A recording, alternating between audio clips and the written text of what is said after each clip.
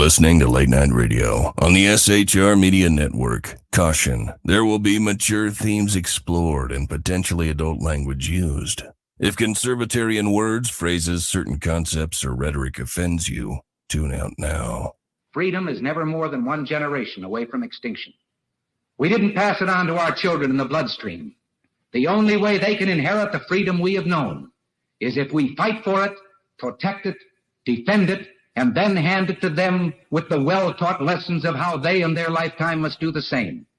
And if you and I don't do this, then you and I may well spend our sunset years telling our children and our children's children what it once was like in America when men were free. I have come here to chew bubble gum and kick ass, and I'm all out of bubble. Ladies and gentlemen, boys and girls, children of all ages, welcome to BZ's Berserk Bobcat Saloon radio show.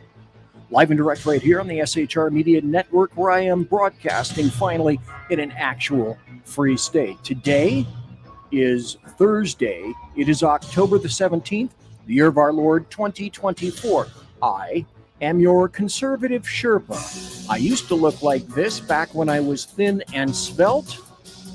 Now I just look like this, and that's what this has done for me.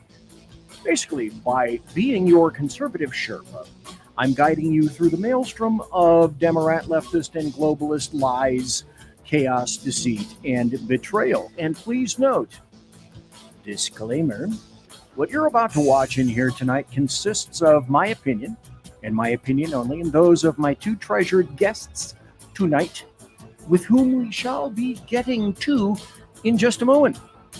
I am doing the job the American media maggots won't. I am fundamentally changing America one leftist diaper at a time. And I have to tell you, per normal, we don't water our drinks just like we don't water our conversation. We're still serving stiff drinks in the saloon, along with facts, history, logic, rationality, proportion, context, tradition, and common sense for normal people.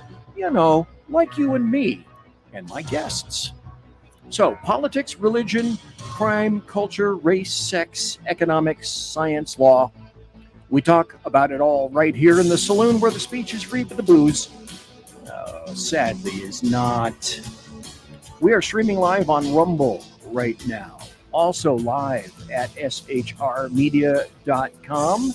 Kind of looks like this. And also, we're on Twitch. We're on Twitch. We're on whoever named that. We're on X and the SHR Media YouTube channel. And thank you ever so kindly. If you would, there for all to see is my sumptuous and palatial. Both of those things. And resplendent. And plush. I keep forgetting plush. Chat room. So jump into our chat room. If you're on Rumble, go to live chat. Just click on live chat. And after having done that, you'll be into the Chattabus station. And also, if you would, if I can ask you very kindly, please share the show. If you would, while we are live, I would grandly appreciate it. And subscribe. Because like I've said before, and this is true, this is because would I ever lie to you? And the answer is, come on. The more people that subscribe to the show, the more vodka I get. Not the cheap stuff. We're talking Kettle One, okay? Because my refueling team has to have the source somewhere. So give me a thumbs up, subscribe, and then I get more vodka. Because that's heavy fuel. That's upon which the kind of thing that I run. And so tonight, I would like to introduce my grand acts. This is RALPH Chittams. And then also along with Ralph is our good friend and partner in crime, Lonnie Poindexter. And RALPH Chittams and Lonnie Poindexter, each one of these lovely and stellar individuals used to have shows right here on the SHR Media Network before it all fell apart and Wuhan 19 killed it and a bunch of other things just on account of because. – So I moved in 21 And when I moved, it took me about 2 years to get my audience back together because the show died for about 2 years. And Ralph hasn't been on since I think about 2019, right around in there. So Ralph, to the new audience, because I'm trying to build a new audience back, Ralph is new to these people. So everybody knows who Lonnie is. Let's see if I get this right. Lonnie, yeah, there he is, right below there. And then I have to point the opposite direction to say that we're going to be talking to this gentleman right here. Talk to the hand to RALPH Chittams Sr. Ralph had a show. Lonnie had a show. Lonnie, I think, he'd like to come back. And Ralph, were you ever considering maybe doing another show yourself, or is just life swept you and there's too much other good stuff to do? I would love to do another show, but there's so much stuff going on right now that it's kind of hard to find the time when I could squeeze it in. Yeah. But I do miss it. I bet you do. See, that's the thing. Sackhead Sean missed it, and we had a discussion before the show on that. And when it's in your blood, it's kind of your blood, which is, again, why, come on, point to the right way. There we go. Why Lonnie, I think, wants to have a show again. So RALPH Chittams Sr., tell people a little bit about you, if you would, your background, where you are today. I think you're still in DC, are you not? Yeah, I'm still knee deep in the swamp. I bet. Wait a minute, wrong way, point right. Okay, I bet this guy over here has tails that would curl your tail. Yeah. Look at him nod. Well, a short intro. Well, first, thanks for having me on. There was no way in the world I was going to turn down this invitation. So thanks. Thank you. So to introduce myself, my name is RALPH J Chittams Sr. I do live in Washington, D.C. I do not live in Virginia. I do not live in Maryland. I actually live within the geographic confines of Washington, D.C. Yes, we do exist. And it is a swamp, so he keeps his swamp waders with him all the time. Exactly. So just a little background on me. I'm currently a pastor at a church in Maryland. I'm bivocational, so I have a regular day job in addition to my pastoral duties. In the past, I was the senior vice chairman of the DC Republican Party. Okay. Here in Washington, D.C. For 4 years. So I had a front row seat to all of the shenanigans of partisan politics. And let's just say partisan politics, even on the Republican side, is not for the faint of heart. It's just as nasty and it's just as dirty as any Democrat. So I've stepped out of the political realm because I've stepped more into, like I said, the pastoral duties that I'm doing. But I still speak out on conservative issues, conservative causes, and I am not ashamed. Not at all. I remember that what was your tagline on your show? I may occasionally be wrong, but I will always be right. That's it. I will always be right. Did I get that right? Did I remember that properly? Yeah. And you also, if I'm not mistaken, you were involved in something called Black Elephants. Yes. Conservatives. Black Elephant Consultants. That was a consultant organization that I had created to just help Black candidates with conservative messaging. The problem was, and the problem still is, that most Republicans don't know how to properly communicate across different demographics. And so I stepped in to try to fill that void. And unfortunately, that was a void that the RNC and the powers that be didn't think was necessary. Mm-hmm. And that's why everybody's amazed now that Donald Trump is able to, get the support that he's gotten. But if they had listened to people like me and Lonnie, going back to 2016, they wouldn't be surprised. Mm-hmm. Well, the thing I customarily say is, and I'm sure that people have said that to you, or maybe you've said it to others around you, is of all the crazy things that have occurred with conservatives, mostly the Republican Party, why did it take basically a non-politician, Donald John Trump, OMB, Orange Man Bad, the guy with the dead orange cat on his head, why did it take him to say something similar to, the tent is wide, it's open, I want you, I need you, and what have you got to lose?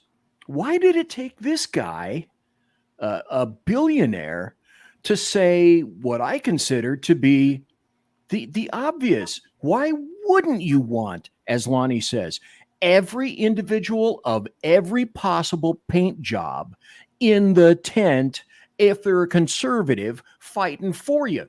I could never understand that. I could never get it. Well, the answer to that question is very simple. Most of the Republicans at the top of the power structure have the emotional bandwidth of toddlers. Wait a minute. I do this for that.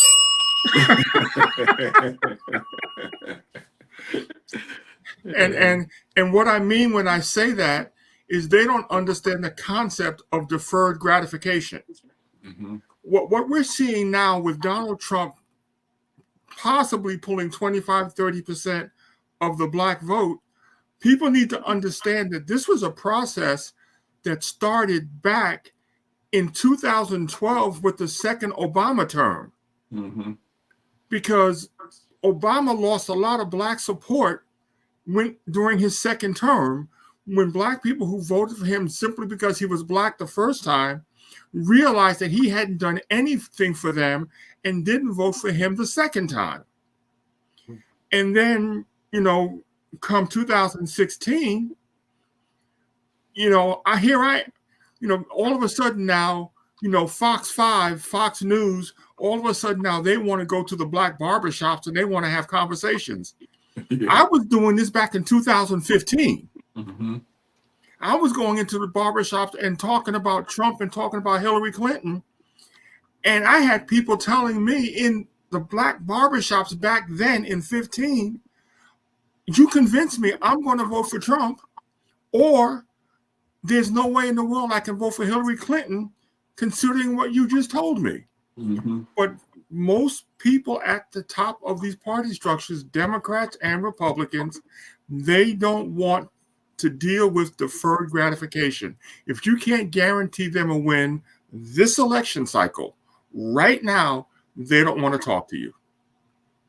See, I don't grok that concept. I don't get it. What elections will continue to occur continuously, perpetually, as far as we know. Mm-hmm. But if somebody is a conservative, well, that's essentially what the show is about tonight. And because leftists always make it about race, I'll regale everybody with his tale. During the first iteration of the show, I would occasionally, at the close of the show, I would give out my email.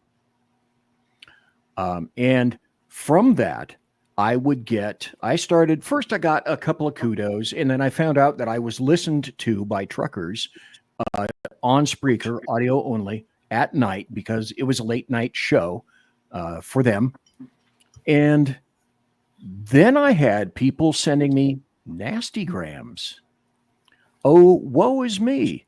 And one of them actually said, "Why do you have so many black people on your show?"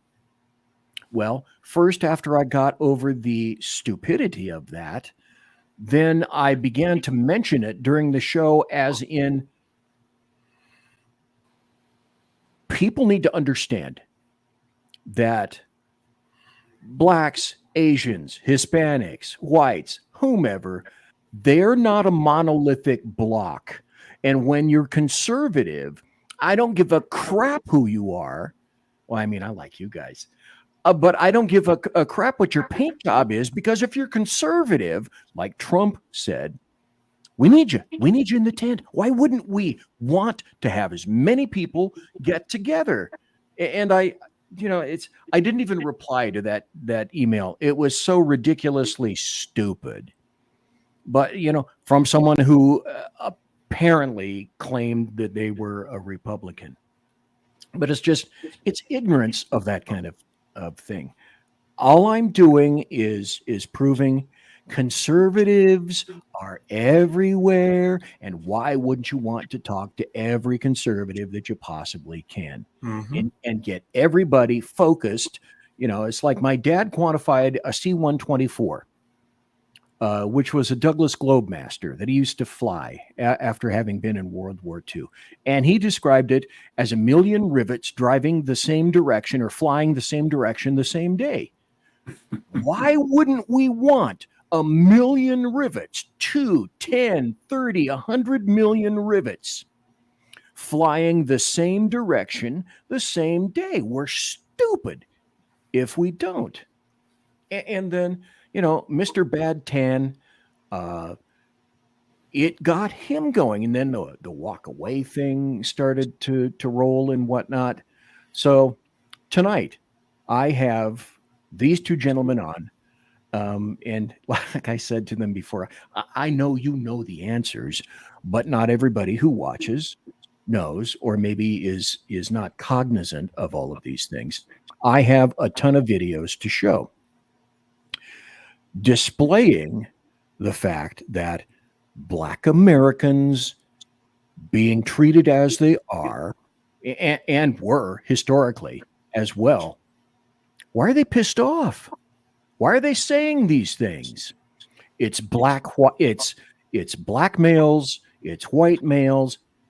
And I'm going to ask also later, males, why males? Are we striating into the point where, well, the Democrats are kind of leaning towards women's, and the conservatives or Republicans are kind of leaning towards men? So where is this going? In the process of this, and I'm going to, I know there's one that I'm definitely going to have to give a warning about. There will be some nasty F and S words coming. And the reason I'm going to play this video is, as I indicated to Ralph, this video astounds me, absolutely astounds me, as in, where did this come from?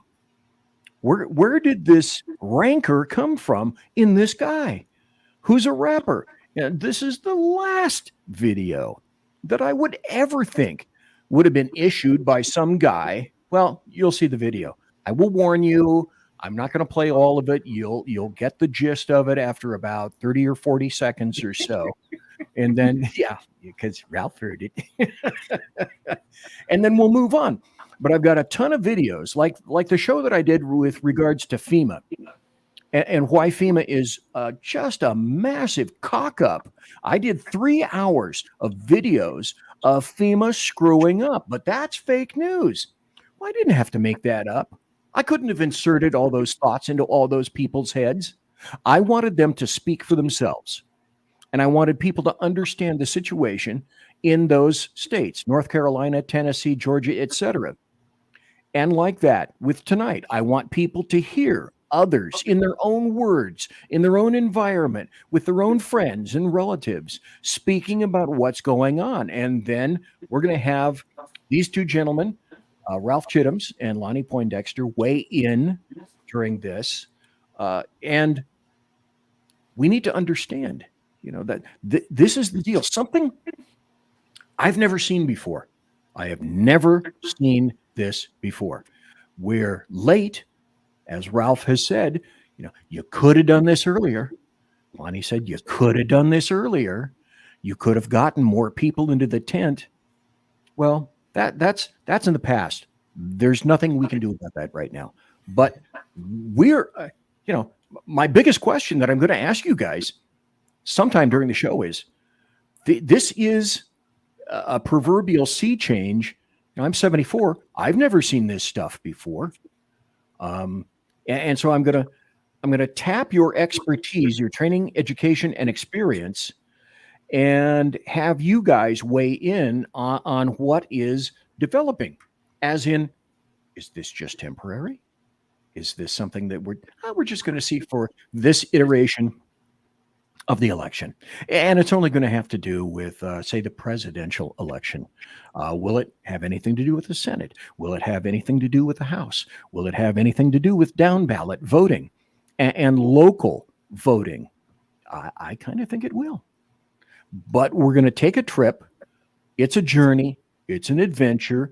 I'm hoping to have these two guys. I'm a conservative Sherpa. Tonight, these guys are conservative Sherpas too, because they're going to be guiding us through this maelstrom of stuff that I kind of don't get. I'm happy about it.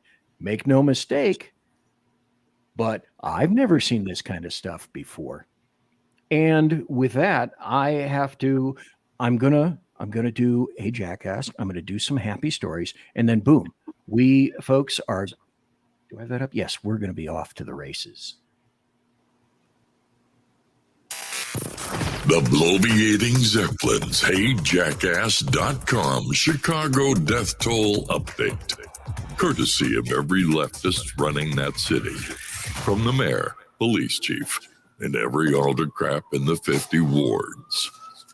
So that's HeyJackass.com, HeyJackass.com, illustrating Chicago values, Chicago, the city of big shoulders. October to date, shot and killed 27, shot and wounded 104, total shot 131, total homicides 28. Week in progress, October the 13th to October the 19th, shot and killed 10, shot and wounded 11, total shot 21, total homicides 11, the big numbers. Year to date, shot and killed 443, shot and wounded 2,085, total shot in Chicago, 2,528 people. Total homicides, 499. So a person in Chicago is shot every 2 minutes and 45 seconds. And a person is murdered in Chicago every 13 minutes and 59 seconds. The bloviating Zeppelins, HeyJackass.com Chicago death toll update. Courtesy of every leftist running that city. From the mayor, police chief, and every autocrat in the 50 wards. And because we're talking about Chicago, it's my kind of town. Human head found on box in Chicago's west side. This is October 14th. An investigation was underway after a human skull was found inside a box last week in the East Garfield Park neighborhood. Does that sound eerily reminiscent of the movie Seven, if you happen to see that? Police said shortly before 6 p.m. on Thursday, somebody walking on the sidewalk of the 2600 block of West Taylor Street in Chicago found a box containing human remains. The Cook County Medical Examiner's Office later confirmed it was a human head inside the box. So, yay, Chicago. Great thing. Oh, I played this. I played this on a show about 2 weeks ago or so, but these are so good. I got to play them again. So here's this one. I love these. So is Kamala doing okay? Nope. She's down, Joe. I think they found out that she's retarded. And now we're basically fucked. Trump is killing us at the polls. So yes, we're going to lose Joe. Damn it. Wait. What if I come back to run again? As candidate? Yeah.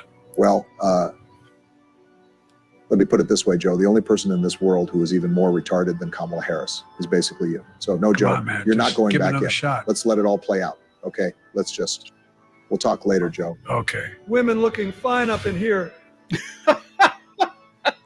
That's worth the price of the video just by itself. And of course, here are people that are waiting for the arrival of P. Diddy.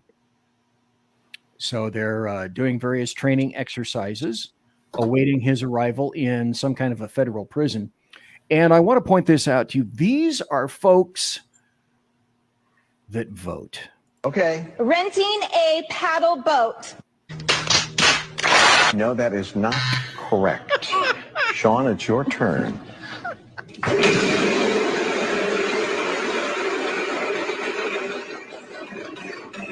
500. T. Yes, 2 T's. Like to buy an E? Mm-hmm. There are 2 E's. And no more vowels. I like to solve. Yeah. Renting a paddle boat. Super dummies. No, that's not right. Michelle, you have $3,000. You can spin again, but you don't have to. Oh.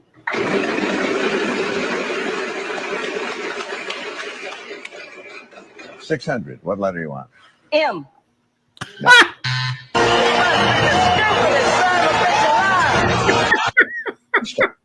The spin.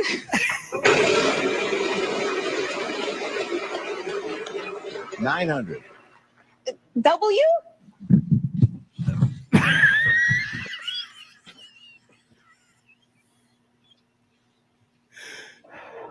No, Sean?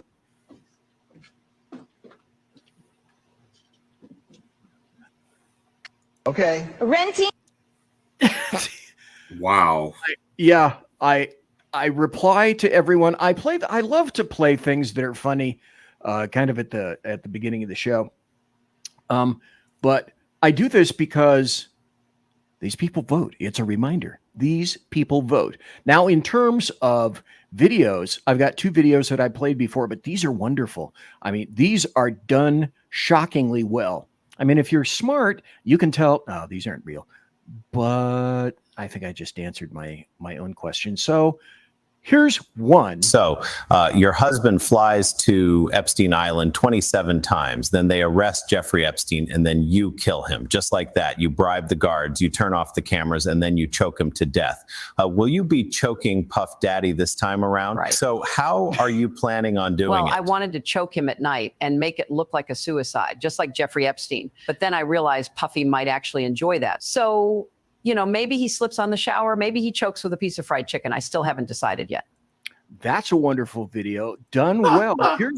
Here's one that makes fun of Newsom, because I love making fun of Newsom, even though I'm not there anymore. In California, always spell it with a K. Hi, I'm Gavin Newsom, the governor of California. This is a message for the people of America, given in my authentically recorded non-AI voice. Thanks to my leadership over the last several years, California has become a world leader in extremist left-wing governance. My policies were so effective that almost 1 million people are now fleeing the state every year. We even ran out of U-Hauls. During the COVID pandemic, I locked everyone in their homes and shut down businesses for months. Not the French Laundry, though. That's my favorite restaurant. Last year, I cleaned up the dangerous, messy streets of San Francisco, because Chinese Communist President Xi was coming, and I really wanted to impress him. He's my boss, after all.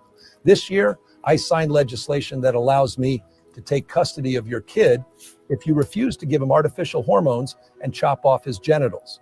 Because if you don't do that, you're a bigot, and bigots shouldn't be allowed to have kids. I've also led the way in green energy by banning all cars that don't run on electricity. Then I banned almost all the electricity. This is smart leadership. On my watch, the cost of living and homelessness have skyrocketed. Schools are failing. Drug dealers and human traffickers are pouring across the border. And poop has covered the sidewalks of San Francisco. This is the positive, joyful vision we offer as Democrats. That's why I'm enthusiastically endorsing Kamala Harris for president in 2024. She'll do to the country everything I did in California. Anyway, I'm California Governor Gavin Newsom, and I approve this 100% real message, which is a recording of my voice without the assistance of any AI whatsoever. This isn't a deep fake, and you can rest assured that it isn't, because I just signed an unconstitutional law outlawing deep fakes. No one would dare violate it. Especially me. So now it's a perfect time. Let's take a break. I'm BZ. We have over on the right, let's see if I get this right, over here, RALPH J CHITTAMS Sr, pastor, and down below, Lonnie Poindexter. And thank you, gentlemen, ever so kindly for being here tonight. We'll be right back.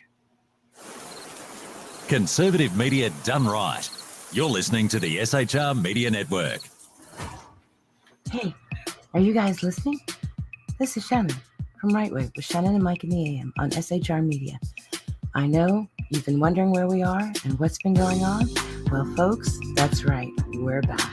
So please join us 7 to 9 a.m. Monday through Thursday on SHR Media, on Spreaker, iHeartRadio, and Spotify, and Facebook Live at 11 a.m. on Right Way with Shannon and Mike in the AM at Facebook. You don't want to miss a minute. We've got lots of guests, lots of segments, and lots of interesting things. And let's face it, there's nowhere for you to go, so you might as well tune in.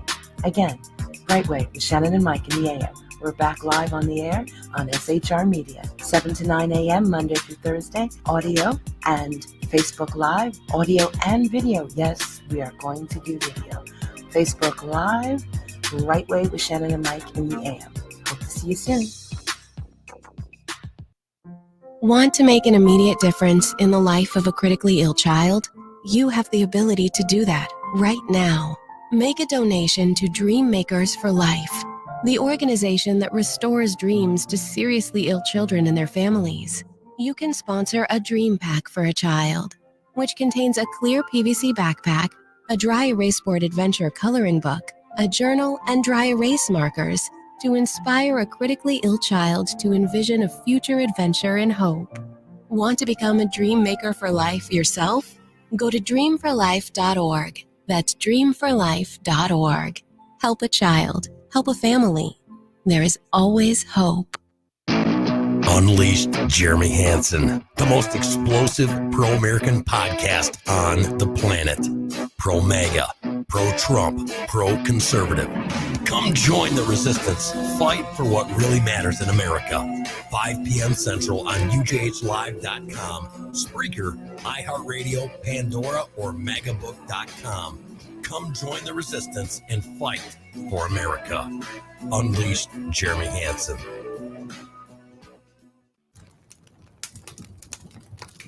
Do you value yourself, your family, your friends? Want to know more about how to survive, thrive, and stay alive in these dynamic times? Listen to Around the Campfire with Kate, Thursday nights and Sunday nights at 8 p.m. Eastern, 5 p.m. Pacific, 7 p.m. Central, only on PSN TV. That's Around the Campfire with Kate. News that nobody in the MSM wants to report. Remember, train hard, train smart to survive, thrive, and stay alive. Conservative media done right. You're listening to the SHR Media Network. And ladies and gentlemen, boys and girls, children of all ages, I am BZ. I am your Conservative Sherpa, and I'm here to tell you that you are watching my show. The guests tonight are the wondrous RALPH J CHITTAMS Sr., and also the stellar Lonnie Poindexter. And we're talking about this kind of revolution that's occurring. We went funny haha just for a moment, but now it's time to talk about, well, the things that we got here. I was going to do happy stories, but we've already gone through well, you know what? I do have someone, or a couple of them, that I do need to play, because one of them in particular I really like. It's time for happy stories and good times. So here's one. It's all about leadership and mean tweets, blah, blah, blah. I mostly don't care what you say, but I care what you do. And this is a matter of action and speaking. And this is how a leader acts during, for example, I think this was a NATO conference or a NATO summit. This is how Trump spoke. And this is how Trump treated the EU. This is a leader. Sad when Germany makes a massive oil and gas deal with Russia, where you're supposed to be guarding against Russia, and Germany goes out and pays billions and billions of dollars a year to Russia. So we're protecting Germany, we're protecting France, we're protecting all of these countries. And then numerous of the countries go out and make a pipeline deal with Russia, where they're paying billions of dollars into the coffers of Russia. So we're supposed to protect you against Russia, but they're paying billions of dollars to Russia. And I think that's very inappropriate. And the former chancellor of Germany is the head of the pipeline company that's supplying the gas. Ultimately, Germany will have almost 70% of their country controlled by Russia with natural gas. So you tell me, is that appropriate? I mean, I've been complaining about this from the time I got in. It should have never been allowed to have happened. But Germany is totally controlled by Russia because they were getting from 60 to 70% of their energy from Russia and a new pipeline. They've never had anybody speak to them like this before, like a boss. This is what a leader doesn't sound like. So are they misguided, the 50%? Are they stupid? What is God, it? I would never say that about the American people. Really? What else do we know about this population, 18 through 24? They are stupid. So are they misguided, the 50%? Are they stupid? What is God, it? I would never say that about the American people. Exactly. What else do we know about this population, 18 through 24? They are stupid. That's how a real leader speaks? You really want to go there? You want to say that? Here's a happy story. This just came out. Hundreds of national security officials, ex-cabinet members, and Gold Star families endorsed Trump, like the 51 intelligence specialists who endorsed the Hunter Biden laptop Russian lie. That's a happy story, as is this. Miriam Adelson dumped $95 million into the pro-Trump super PAC. As far as I'm concerned, that's a really happy story. I went through this on the last show. I'm going to glaze over it very briefly. The DOD came out with this, a directive. Defense Intelligence Component Assistance. People say, oh, this is a long time ago. No, this just came out September 27th of this year. And assistance in responding, in the yellow portion that I'm reading, with assets with potential for lethality or any situation in which it is reasonably foreseeable that providing the requested assistance may involve the use of force that is likely to result in lethal force, including death or serious bodily injury. It also includes all support to civilian law enforcement officials in situations where a confrontation between civilian law enforcement, you can see where this is going, and civilian individuals or groups is reasonably anticipated. Beware. You were warned. You heard it first. Now, we're going to transition. See what I did there? Into the person that we already spoke to. Listen carefully. Is agreeing to voter ID one of those compromises that you'd support? I don't think that we should underestimate what that could mean. Because in some people's mind, that means, well, you're going to have to Xerox or photocopy your ID to send it in to prove you are who you are. Well, there are a whole lot of people, especially people who live in rural communities, who don't, there's no Kinko's, there's no Office Max near them. People have to understand that when we're talking about voter ID laws, be clear about who you have in mind and what would be required of them to prove who they are. Of course, people have to prove who they are, but not in a way that makes it almost impossible for them to prove who they are. Gentlemen, any thoughts on this arrogant, condescending, smug comment to the point where I almost don't know what she meant? You're going to have to photocopy an ID for what? I don't get any of this. But this is her. These are her statements. Gentlemen, any comments? Ralph, you go. Well, that comment by Kamala Harris is just as stupid as the comment that was made by the New York governor, Kathy Hochul, who said that black people are like chimpanzees and don't know how to use computers. Yeah. What are you talking about? Every black person I know has an Android or an iPhone. That's a handheld computer. So here we go again with this talk that black people are just stupid and are incapable of operating in society with any sort of intellect or intelligence. And we have to be spoon-fed like an orca at SeaWorld, and we can't feed ourselves. Lonnie? Ditto. I sit here laughing. I've got 90-something-year-old parents. I have aunties that are well into their 80s.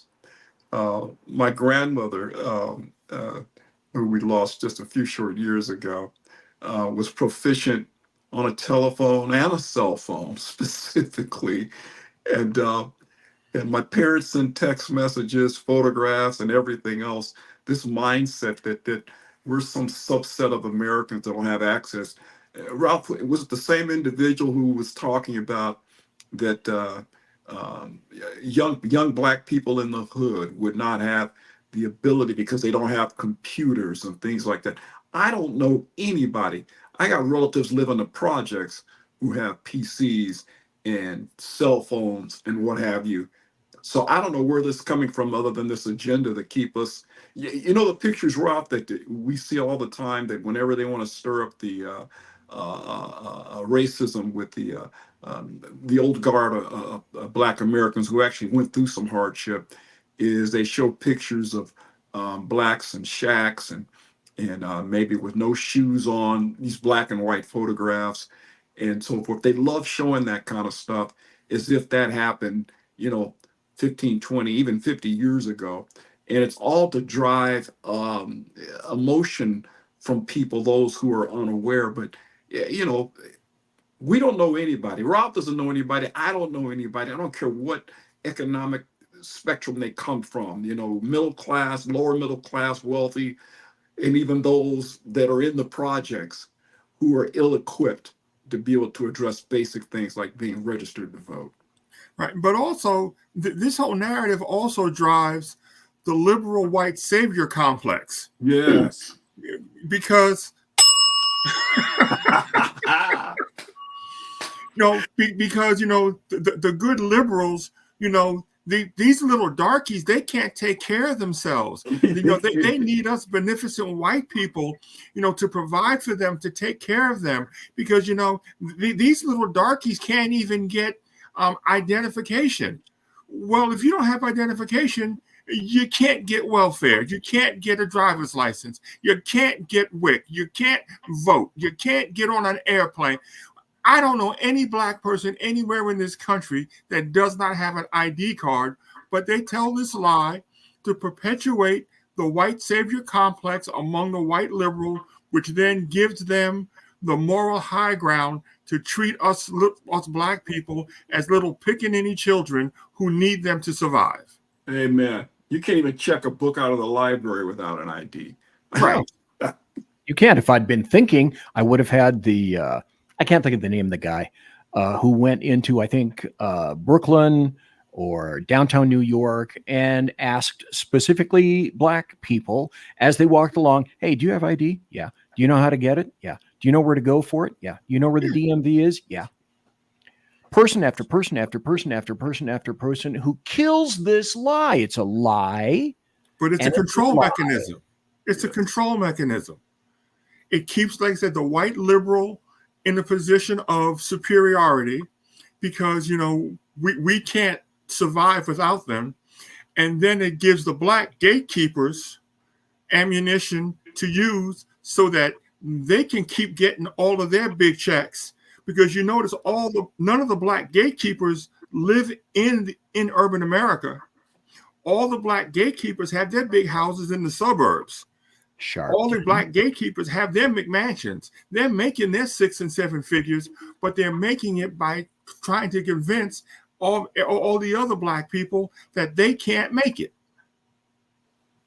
Well, it's simply ridiculous. And let me do this. I at first didn't want to play this video, and I won't play it all this long. Ralph heard it. I'll do maybe 30 seconds of this. But at the end, my primary question is, where did this come from? An individual like this who does this kind of entertainment, air quote, is now providing, has now managed to take the Titanic and make it physically swerve from the iceberg, and it's going somewhere else. It's going a different direction. So folks, I want to tell you, I want to warn you up front, If you're wearing headphones, great. If you have little kids in the room, time to make them exit, because like this kind of entertainment, it's got its share of poo-poo nasties. But again, at the end, I don't get this. I never expected to see this.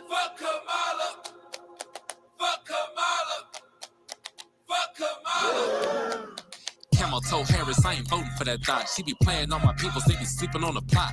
Whoever voting for that hoe, you a op. Trump 2024, we finna pop.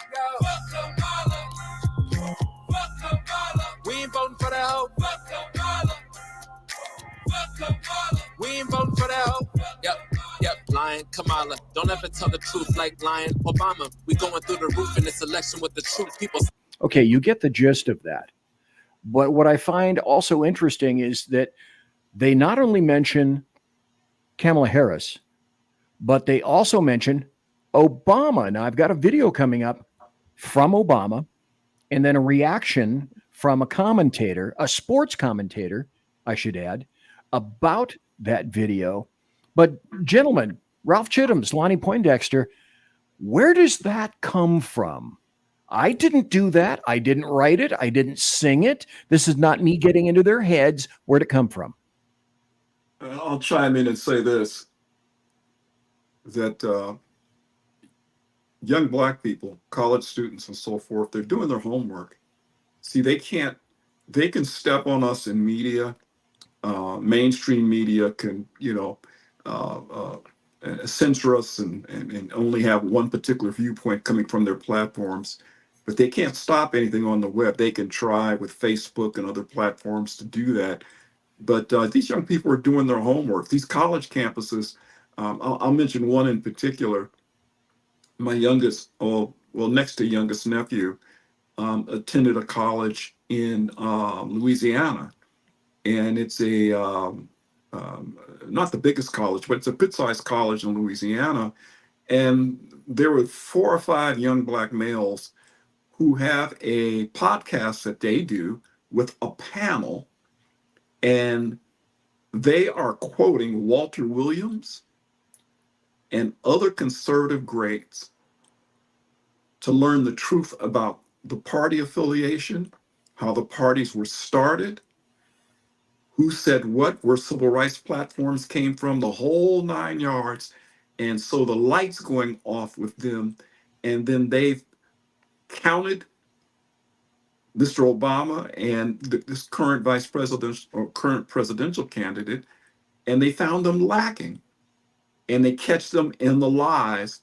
And what they're doing is, there's 2 or 3 days a week they do their show. They pull other young Blacks from the college campus to come in and sit in, and they educate them. And I can't tell you how many times I heard them go, "Oh my God, I didn't know. I didn't know. I didn't know." And I can't tell you how many platforms are in YouTube and other platforms across the country where this isn't happening. I've never seen it take place before. And Ralph, have you seen this happen before? I've never seen it happen before.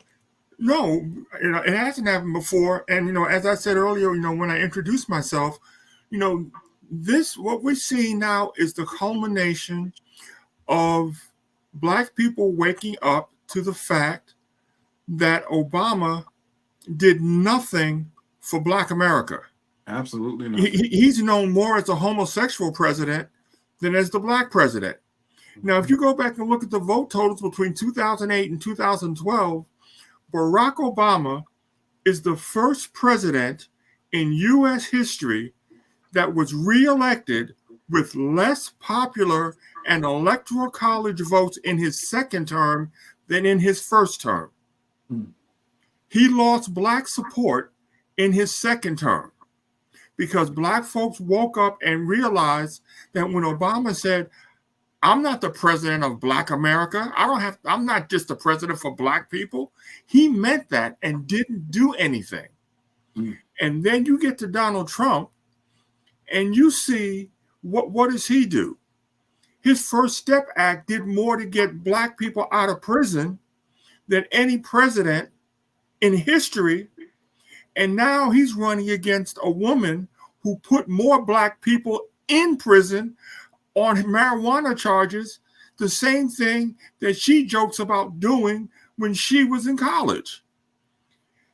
People are waking up to the fact, and especially in this election, that Donald Trump did more for Black America in his 4 years than Barack Obama, Joe Biden, and Kamala Harris have done in their 12. When Trump was in the White House, the Black colleges and universities came to him in his first year with their hats in their hands begging for money. He gave them the appropriation. They came back his second year with the hat in their hand begging for money. He said to them, "What are you doing back here? We gave you all this money last year." They said, "Mr. President, we have to do this every year. Every year we have to come up to you like beggars, whoever's in the White House, and beg for money."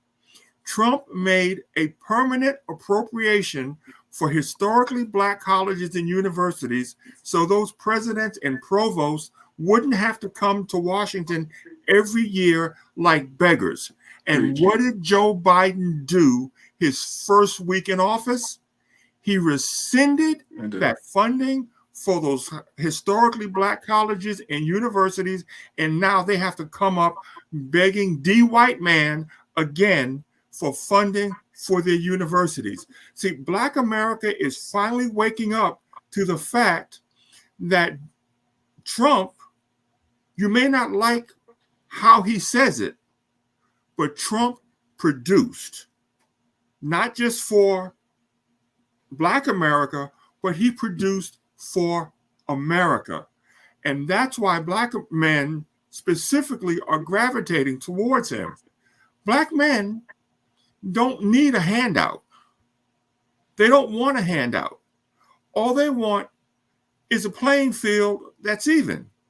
Donald Trump isn't promising Black people anything. He's promising an America where if you put your head down and you work hard and you go for it, you can get it regardless of who you are. That's why Donald Trump is resonating right now with Black men. Well, you mentioned leveling the playing field. This is one, what I consider to be one result from that. And Ralph, how many people have heard about what it is that you just said? My guess would be goose egg. Very few people know that historically. But if you rise the waters, all the boats go up as well. Not just over here, over there, up there. Everybody. During his first 4 years, only 4 years, Hispanic and Black unemployment was the lowest that it had ever been in 55 years. How does that happen? Well, the opportunities, apparently, because if he could do it, other persons could have. Apparently, the opportunities existed prior, but evidently some people were not motivated to think in that direction. I have to say, as one of our elder people doing podcasts right now, I've seen a lot of crap in my numerous decades on this planet. Trump is the first person that I've ever seen that kept as many campaign promises as he has. Yes. So, good or bad, when Trump says something about a campaign promise, and he'll phrase it, Ralph, also as you said, and Lonnie, he'll phrase it in a fashion that is not perfect. He said he was wiretapped. No, he was surveilled, and he was right. And it was a conspiracy. No, he was proven correct. But his platform and the things that he promoted, he kept more of those campaign promises than I've ever seen of a president. And I've seen presidents. I was kind of around during Eisenhower, but I became awake and understood what was going on under JFK. I want to go here. Here's a direct enticement aimed specifically at Black men to vote for Kamala Harris. This right here is directly from a Facebook ad. Oddly, hypocritical considering as San Francisco DA, and you mentioned, Ralph, she charged and locked up black men for marijuana possession like mad, 3,000 plus, just for possession of dope. And then add, not only did she get them incarcerated, but she kept them incarcerated past their release date so that she could continue to use them as slave labor inside the California penal system. Yep. Huh. Imagine that. Yep. And one of the young men that she tossed in the drink, and he was incarcerated under false allegations, and eventually he was freed. Is a young man that at his sentencing, she's chuckling in the background, the back of the courtroom at the time given to him. And he has gone on record. In fact, we've been trying to get a hold of him because we want to record him and play that back prior to the election. This young man has come out and says, and he said, and he just comes right out and says it. He says, and she laughed as they were handing out my sentences. And he says, that shit ain't funny. And it's not. When you're thrown into jail for a number of years for something that you didn't do, because she's throwing the book at. And Ralph, I was in DC when she was doing all that kind of foolishness, but I'm a California boy at heart. Mm-hmm. And it was truly, what's the word I'm looking for here? Well, you just get angry. You get angry and you get frustrated. And so I try to tell as many people as I can get my hands on the truth about what she stood for. And I'm just happy that folks are beginning to wake up because they're doing their own homework to figure out what's actually really taking place. They don't need media at all. They need platforms like ours because that's who and what they listen to, because, nobody's censoring us, at least not yet anyway. And one of the most important things that I think that we need to say is we need to say up front, I do not want you to believe me. Mm-hmm. I want you to doubt everything that I say. I want you to believe that I am a liar. And then I want you to go out and do your research on your own to find out for yourself and then come back and talk to me. Like you told the guys at the barbershop. Like I told all the guys at the barbershop. I don't want you to believe me. I want you to think I'm a liar. Go out and do your research and, come back in 2 weeks and we'll pick up this conversation where we left off. Mm-hmm. Think for yourself. Well, this continues. Now Harris is offering black businesses, not Chinese businesses, not Salvadoran businesses, not Tongan businesses, not Hungarian businesses, $20,000. That's buying votes, period. End of statement. And black businesses wouldn't see. Anybody here think that those businesses would see a nickel of that alleged money anyway? That's not how the Demorats work. That's not how the shindig in this game is played. It doesn't work like that. Well, first things first, it's never going to happen because it's illegal. Well, yes, that's not even taking into account the illegality of it. Right. The discrimination. Now here's something else. Let's consider this. She says that she's going to give up to 1 million loans of $20,000 that are going to be fully forgivable. That's her shtick, right? Yes. If you get a loan and that loan is forgiven and you don't have to pay that loan back, doesn't that loan then become taxable income? Yeah. It should and probably would.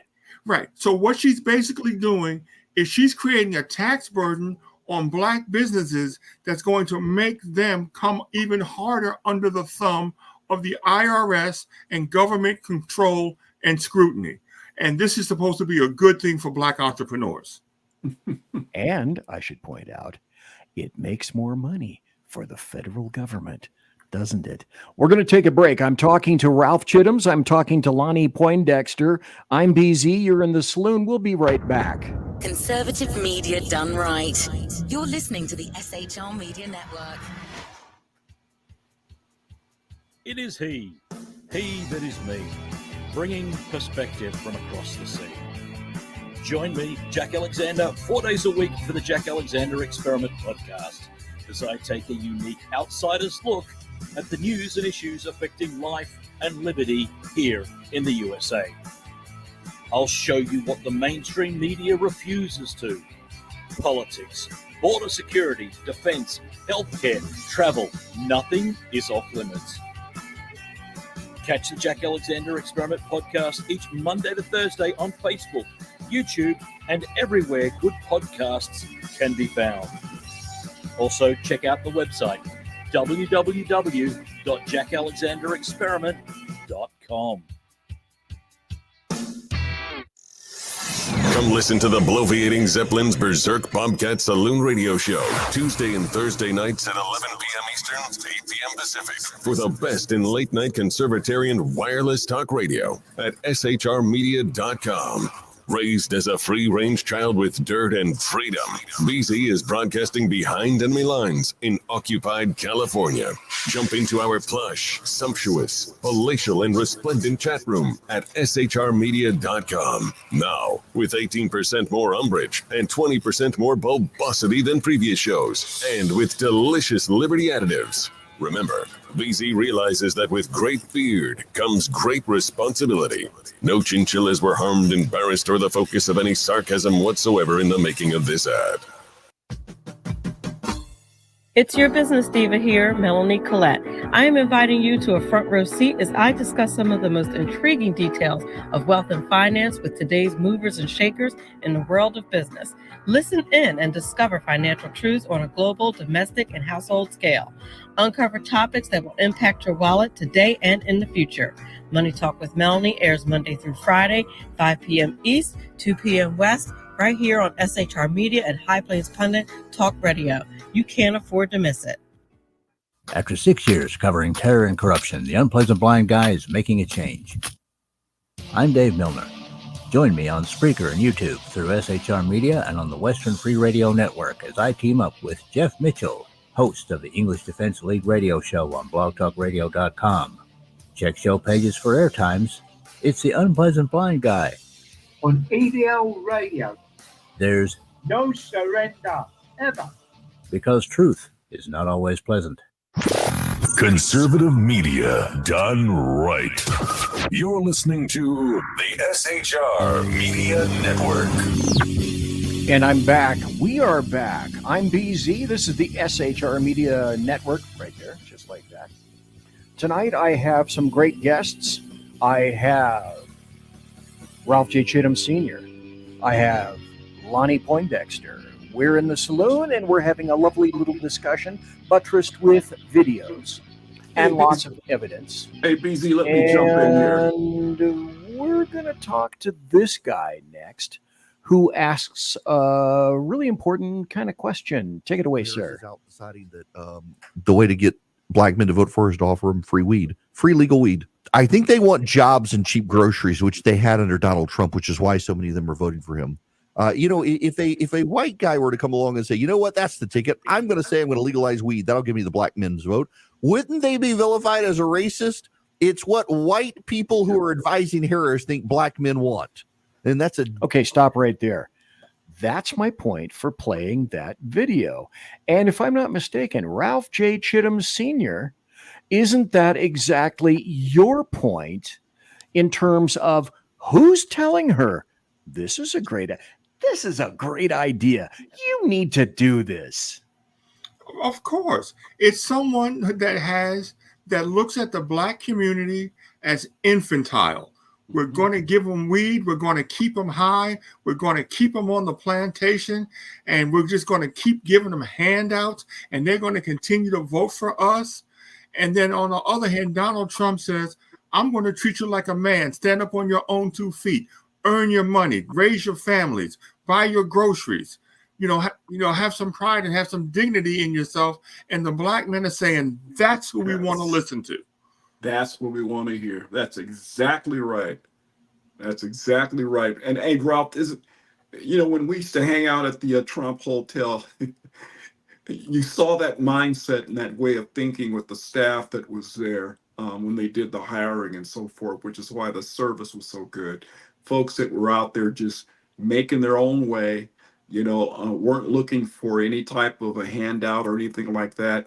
making their own way. And it's one of the reasons why I really love hanging out at that hotel. Yeah. You know, there was a guy who had his own channel who was popular. He died a couple of years ago. His name was Kevin Samuels. And he kept talking, and he talked about the truth of the demographic of the Black community. Now, what people want to keep talking, they put out there that, you know, Black men, you know, 80-90% of Black men are deadbeats, and, you know, they don't take care of their children, or they're homosexual, or they're in jail, or they're this, or they're that. And he pointed out consistently that over half of the Black men are unmarried and don't have children.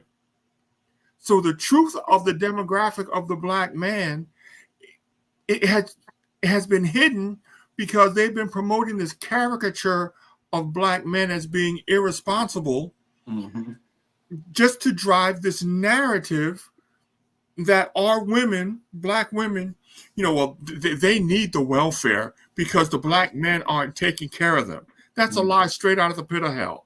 Yeah. But where did it come from? It comes from people in power who are wanting to keep power. People need to understand that power is a commodity. There's only so much power to go around. And those who have power understand that if another group starts to gain power, they lose power, because power is a commodity. So therefore, those in power do everything that they can to maintain power to the detriment of everyone who doesn't have it, so they will never gain it. That's what people need to understand. And at the end of the day, if you really want to get down to the brass tacks of it, there is no difference between the 1% of the Republican Party and the 1% of the Democrat Party, because they're marching to the same sheet of music, because no matter who's in charge, they keep getting rich. They keep getting rich. Yeah. Well, money, power, and control. It's the perennial triumvirate. If you acquire control, you can get power. If you get power, you can get money. I always go back to this, and this is where, wait a minute, wrong way. This is where I would like you to weigh in, Ralph Chittams, because you're in DC, and I want to have your take on this. Is this accurate? This is a cut, Kevin Spacey, House of Cards, where he talks about power versus money. Power is a lot like real estate. It's all about location, location, location. As you can see, the founding fathers didn't plan for this. Closer you are to the source, the higher your property value. But I did. Centuries from now, when people watch this footage, who will they see smiling just at the edge of the frame?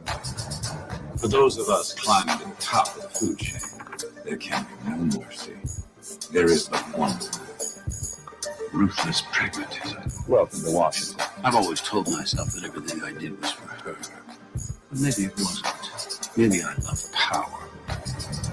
In the end, I don't care whether you love me or you hate me, just as long as I win. The deck is stacked. The rules are rigged, so I will not be party to this anymore. Meet your new daddy. We don't submit to terror. We make the terror.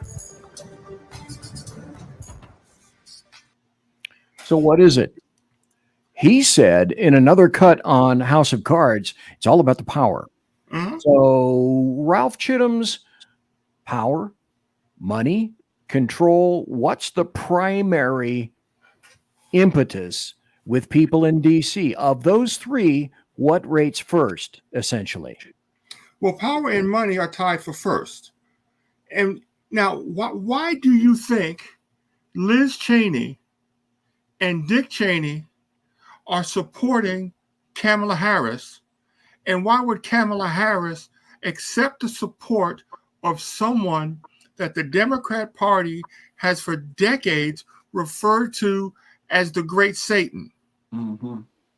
The Cheneys are with Kamala because she's a part of the industrial military complex that's going to make sure that Dick Cheney keeps his bankroll flowing for his industrial military contracts.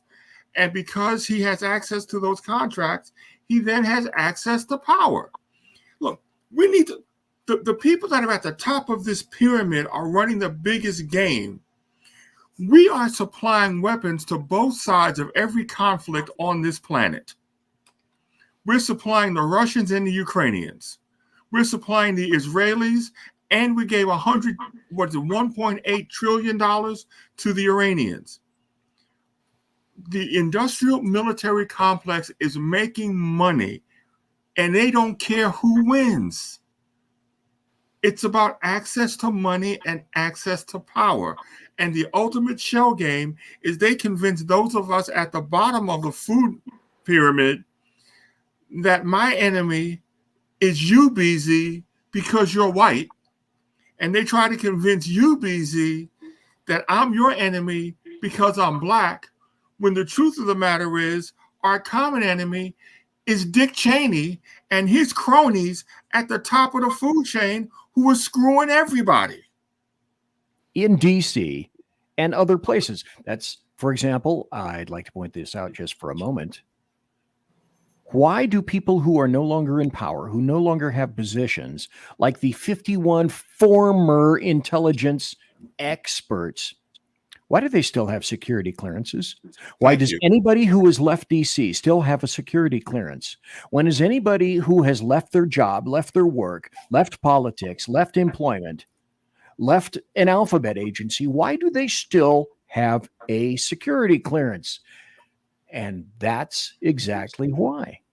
That security clearance is a guarantee. It's power. 6-figure check, if not 7.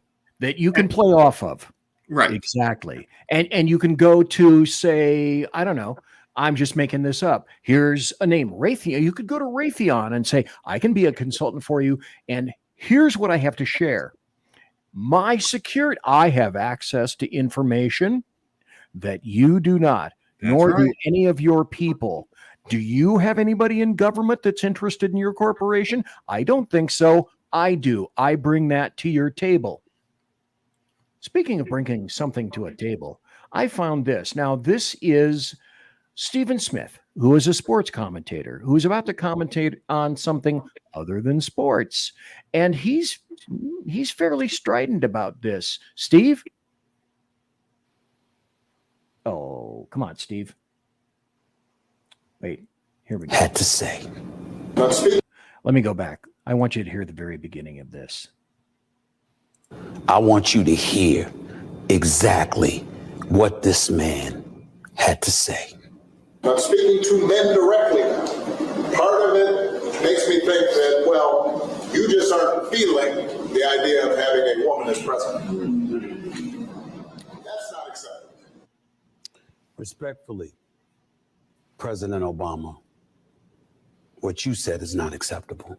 Is it possible that the only reason some black folks may not be inclined to vote, or they may be a bit disenchanted, or dare I say may even be willing to go as far as voting for Trump, is it possible that it's policy as opposed to misogyny, inflation, the cost of living, the price of gas, the price of groceries, that don't matter? Immigration and our borders, and this belief that there's an elevated level of sensitivity towards them, as opposed to black folks struggling, if not starving in this country. Yes, that plays a role too. When the mayor of New York was talking about $53 million in prepaid credit cards for immigrants who came across our borders illegally and having prepaid credit cards for them. And I said, wait a minute, black folks been starving for years. We ain't get that. You don't think they notice? Before I go any further, I'd say that guy was pretty insistent. Yeah. And I'd say that he had a couple of points to make. Yes, he did. And I'd say that he's speaking. I don't know this for certain. This is a guess. This is an opinion from the obese rotund one right here. My guess is he's not just speaking for himself. He might possibly be speaking for some other people as well. Not everyone is the same. Not every group is monolithic, as we discussed before.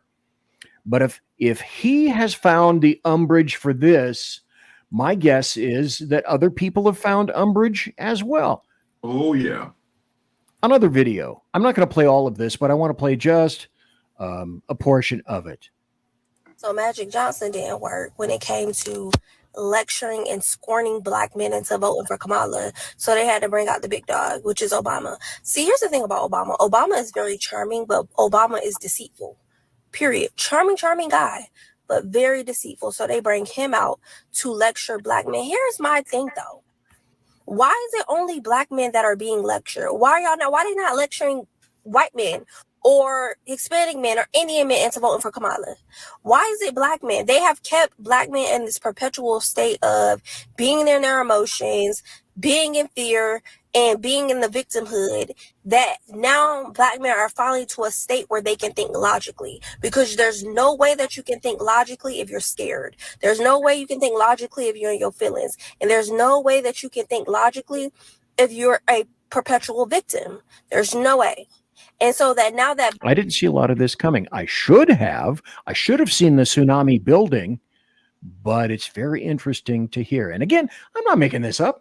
I'm not putting words in people's mouths. None of it. Black men are waking up to the foolishness, and they're able, now that they're thinking and they're doing what they were put on this earth to do, which is be logical creatures and use their brain and not their feelings and their emotions.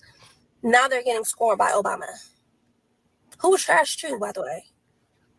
Like, I'm not understanding.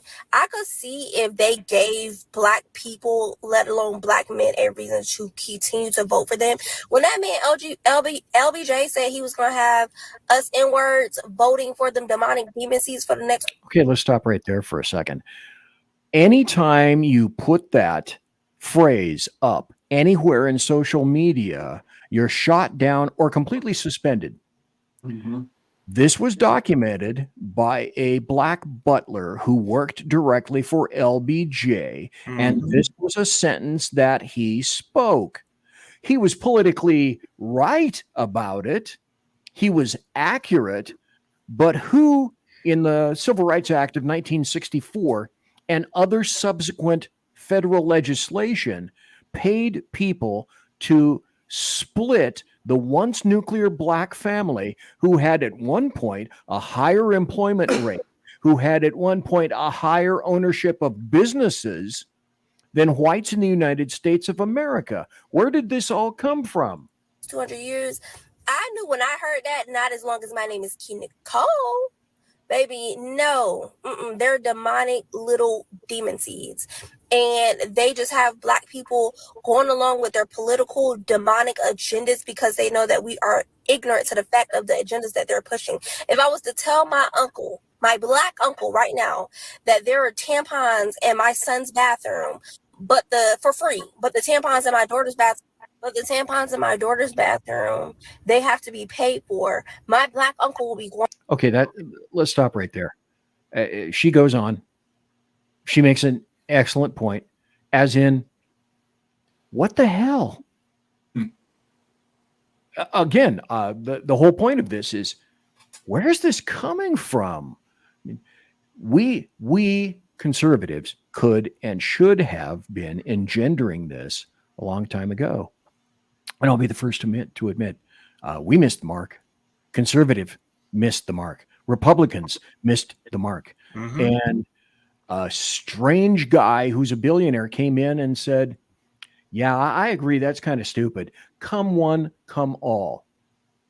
That's just, and over the years, Ralph, you explained, but over the years, it's like, why possibly would it take a Trump to do this? Now, if you weren't sufficiently shamed before, because as we know, this video from Obama is working so well. It's really working. It's getting people over to the Kamala Harris side immediately, quickly. Well, what about this? Did you guys happen to see this? Let me see if I can get this video to play. I may or may not be able to. Okay. Damn it, it's not doing it. Okay. I may have to read this. I thought that I had this. Let me try one more thing. And see. Go ahead, Ralph. No, this was brought to my attention earlier today. And see, and this article is a classical example of the mainstream left-wing media taking a statement and twisting it and turning it into something that it wasn't. Now, the gentleman who made the statement, Shelley, and I forget his last name, he said basically that inside of the African American community, you have house Negroes and field Negroes. And the field Negroes are the ones that are voting for Donald Trump. Mm-hmm. And the house Negroes are the ones that are backing Kamala Harris. Well, if you just stop right there, your first reaction to that question, to that statement is, what the actual hell are you talking about? But then he explains what he's talking about. He says that the field Negroes, the field African Americans who are voting for Donald Trump are the ones who work hard, the ones who work with their hands, are the ones who produce things, are the ones who are out here every day trying to make a way for themselves and their families. The house African Americans are the ones who sit in offices, keep their fingernails clean, push papers, and vote for the Democrats and vote for Kamala Harris. He's basically resurrecting the old Booker T versus W.E.B. argument, where the black people who are about lifting up themselves by their own bootstraps and working hard and not taking advantage of government handouts, he's equating them to the field Negro, Booker T black people who don't want welfare.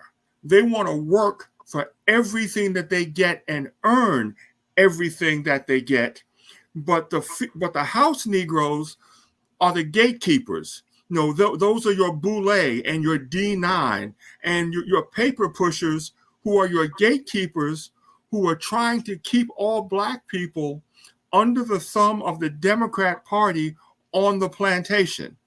Now, the way he phrased it was inartful, and I will hit him for that.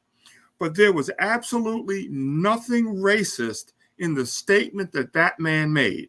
In fact, the statement that he made is actually true. Yep. Because the black people that are supporting Trump right now are not the talented 10th. They're not your PhDs and your doctors and your lawyers and your Indian chiefs. The black people who are supporting Trump are the ones who go into the supermarket every week and basically have to make a life choice when they're in the checkout line. So, like I said, that what he said, what Shelley said is absolutely true, but there's absolutely nothing racist in what he said when you actually sit down and listen to his entire statement and his explanation. It is 100% accurate, and there's nothing racist about it. I found the video. It's not very big, but I do have the audio from it. So you can see the video also. And now we're going to play it and listen. First, it'd help if I turn it on. Pull this election down in the African American community to a very simple, I'll reference the great Malcolm X. This race is between house African Americans and field African Americans. And the field African Americans are going for Donald Trump. I'm talking about your men. I'm talking about your men who build, your men who put things together, your men who work with their hands, your men who do things, not the men who push paper, or the men who are connected to power and want to continue to be connected to power. Are you denigrating African American men who are professionals who work in white collar jobs? Is that what I'm hearing from you? Or no? I'm just trying to understand, is Shelley the house woman or the field woman? I'm just trying to understand that part. I'm just trying to understand. We have someone who's spitting. I'm just trying to understand the one that's spitting talking points right now. Are you the house Negro or the field Negro that you're referring to? So I just want to make sure your question was about denigrating black people. That literally was your question. You have a Republican fool who was talking right now about. You literally just said that black men. You actually just said this is an election about house or field. This is the nonsense that we are listening to right now by those that are supporting Donald Trump. Look, let me boil. And that's exactly what you said, RALPH Chittams. Yep, exactly. And would I be so bold as to suggest that this interpretation was intentional? Absolutely 100% intentional. The misinterpretation, absolutely, it was intentional, because if you react emotionally, you hear the word field Negro versus house Negro. Black people, the hair stands up on the back of our neck. So they knew if they could just take his statement and twist it, black people are going to react emotionally and not listen intellectually to what that man said, to understand that what he said is flat out the truth. Yep. The biggest group of people still supporting Kamala Harris are black women who are professional college-educated sorority girls. The black girls, the black women who are living in the hood, who may have one or two children, and they're trying to raise those children and going out and buying groceries, they're starting to move over to Trump just like black men, because they understand Kamala doesn't give a hoot about them. But under Trump, they could afford to buy groceries. Under Trump, black unemployment was at historic lows. Under Donald Trump, income increased at a rate unheard of. So his analogy, again, twisted to generate an emotional response, but intellectually, what he said is 100% true. Right on point, bro. Hey, Kevin McGarry, as you know, Kevin, and you also know him well, BZ, has just finished a book addressing this very thing, where he talks about the house Negro versus the field Negro, and why the field Negro has aligned himself with the brash New Yorker. And you guys are right on point with it. I just had a chance to review an online copy of it. It's going to print right now, and it should be available, I guess, in a couple of weeks, and as they're doing the printing to address that very thing. And they're looking to twist it, and which is what mainstream media does. But that brother was right on point. What I'd like to do, we're going to have to take a break in about a minute, but I want to put this up. I'm sure you guys saw that. Mark Robinson is one of the most facile speakers for conservatives or for the Republicans that I've heard in quite some time. And now he's suing over CNN's report about posts on a porn site. And if you gentlemen have seen this or have any thoughts about it, I'd like to discuss this on the return when we come back. Is this accurate? Or is it just another attack on a conservative like you guys? I should imagine that you have been skewered and attacked on so many levels that they're almost very, very difficult to regale. You may have stories about that. You probably have 100 stories. You may have 1,000 stories on that. And we'll talk about that when we come back, because you've been the focus. He's the focus right now. Conservative media done right. You're listening to the SHR Media Network. Southern Sense is conservative talk with Annie, the radio chick you bellows as host, and C.S. Bennett co-host. Informative, fun, irreverent, and politically incorrect. You never know where they'll go, but you'll love the journey. Annie is a top conservative host on Top Talk Radio and features some of the finest guests packed with important politicians and newsmakers. Listen every Friday, 3 to 6 p.m. Eastern, noon to 3 Pacific, on the SHR Media Network. Remember, Southern Sense is common sense. We hold these truths to be self-evident, that all men are created equal, that they are endowed by their Creator with certain unalienable rights, and among these, life, liberty, and the pursuit of happiness. Hi, this is Eric Thompson. Please check out my new weekend review show, For Liberty's Sake, Saturday mornings, 10 a.m. Pacific time. Check out forlibertysake.com. Hey, are you guys listening? This is Shannon from Right Way with Shannon and Mike in the AM on SHR Media. I know you've been wondering where we are and what's been going on. Well, folks, that's right. We're back. So please join us 7 to 9 a.m. Monday through Thursday on SHR Media, on Spreaker, iHeartRadio, and Spotify, and Facebook Live at 11 a.m. on Right Way with Shannon and Mike in the AM at Facebook. You don't want to miss a minute. We've got lots of guests, lots of segments, and lots of interesting things. And let's face it, there's nowhere for you to go, so you might as well tune in.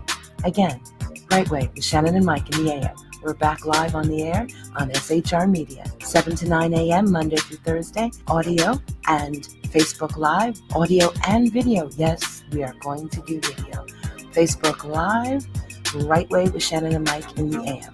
Hope to see you soon. Conservative media done right. You're listening to the SHR Media Network. It's the last portion, the last segment of the show. I'm BZ. You're in the Saloon, BZ's Berserk Bobcat Saloon radio show, live and direct right on the SHR Media Network. You can go to shrmedia.com, shrmedia.com. Got a great website right there. And also, that's where the show is playing as well. SHR Media, conservative media done right. I am BZ, and I am here with my guests tonight. And I have to say this, because it's obvious. It's the last segment. Folks, this is BZ's final hour. Step up. Last call for alcohol. And with me tonight is RALPH J CHITTAMS Sr. and Lonnie Poindexter. And we were discussing this. Do any of you gentlemen have anything to say or perhaps some insight with regard to Mark Robinson and the claims that were made against him by CNN? Well, first, go ahead, Lonnie. I'll just first say that if anything coming from CNN, it's got to be suspect. Because I call them, I affectionately call them the Pravda of the USA. So I would just say that I've had the good pleasure of meeting Mark Robinson, and I see, from my vantage point, I see him to be an exemplary man, and I just think he's being railroaded. And I believe that the truth will come out eventually, and I'm glad he's pushing back and fighting back, because this is just a smear campaign before the election.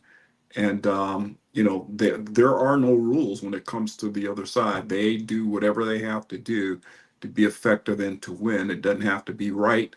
It doesn't have to be honorable. It doesn't have to be any of that. They just have to win.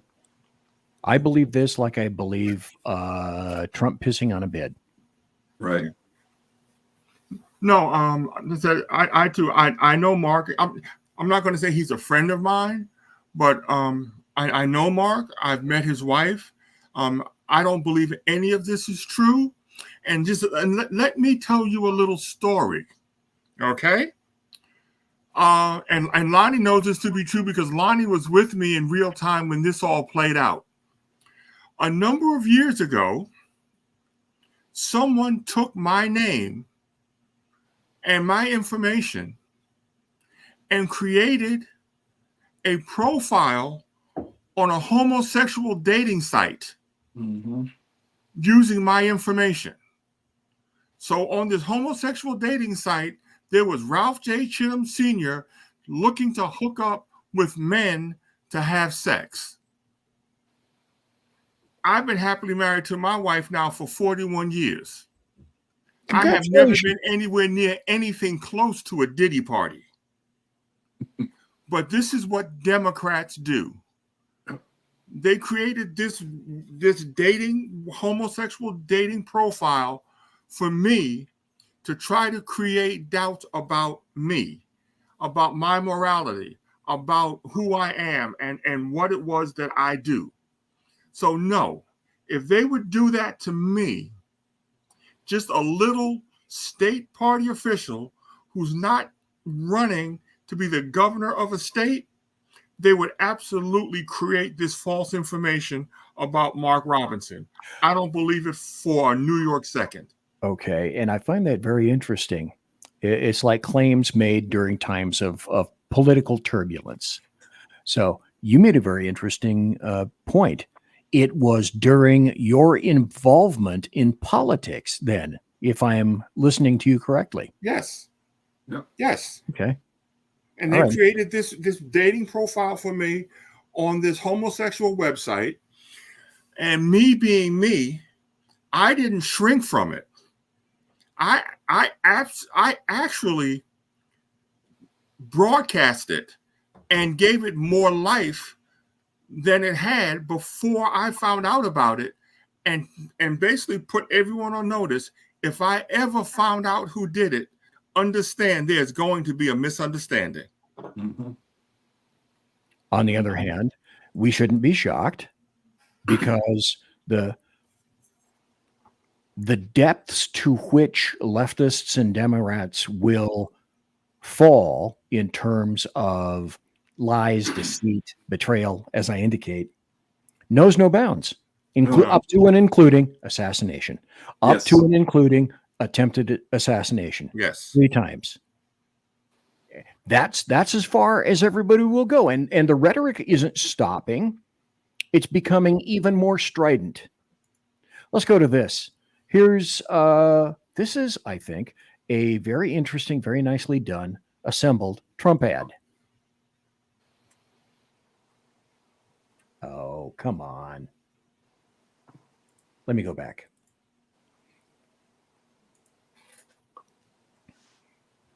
Here we go. This sex changes for prisoners. Surgery.